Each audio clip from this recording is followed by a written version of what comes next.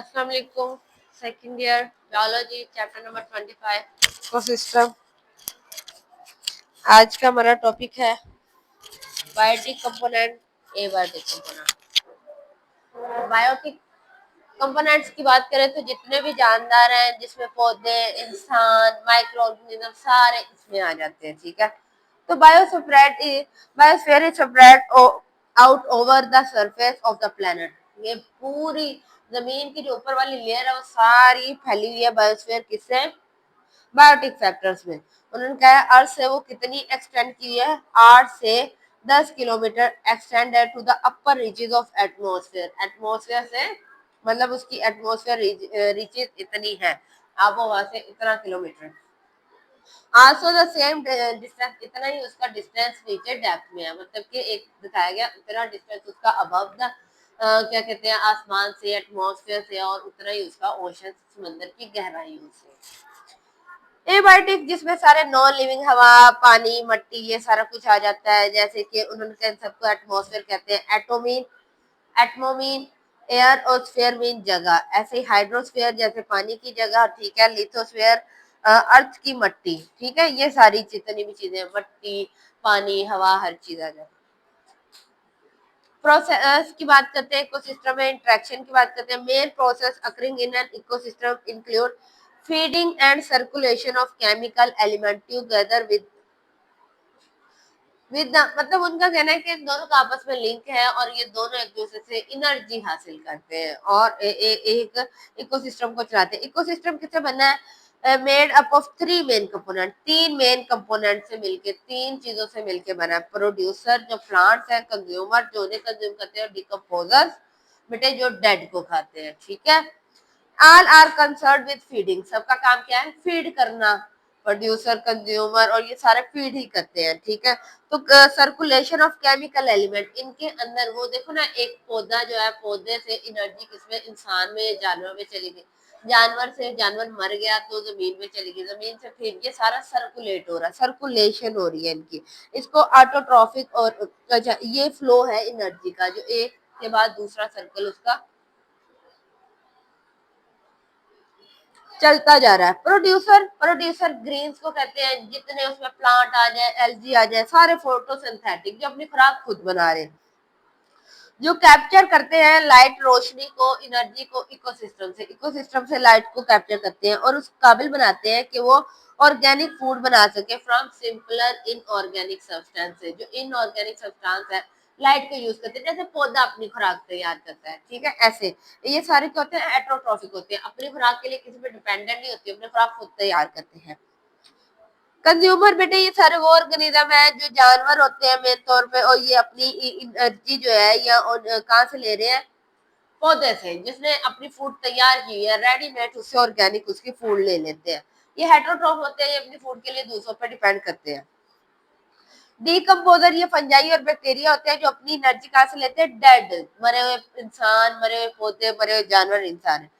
ये chemical electron को release करते हैं एलिमेंट को आयन के तौर पे। ये मेन केमिकल आयन जो है वो nitrate, ammonia, phosphate, potassium, calcium, ये सारे होते हैं एलिमेंट जो जमीन में चले जाते हैं।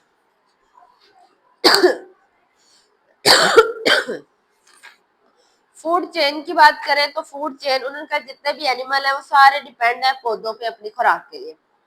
ईगल, उन्होंने कहा है जो ईगल है वो क्या खाती है? ब्लू बर्ड खा लेती है, but blue bird eat insect, वो कीड़े खाते हैं। जैसे कैटरपिलर, कैटरपिलर जो है वो घास पे फीड करता है और ग्रास के पत्ते। ये सारा एक सिंपल फूड चेन सिस्टम था, सिंपल। ईगल ने, अकाब ने किसको खाया? उसने जानवर को खाया, छोटे जानवर को। कौन सा? परिंदा। परिंदे ने किसे खाया? उससे छोटा कीड़े को खाया। कीड़े ने उससे छोटे पौधे को खाया। ठीक है, फूड वेब, फूड वेब उन्होंने कहा एक्चुअली कॉम्बिनेशन है बहुत सारी फूड चेन का। ये एक चेन मैंने आपको पढ़ाई, जब इस बहुत सारी चेन मिलती है तो फूड वेब बना। Food web are not really as simple as describe.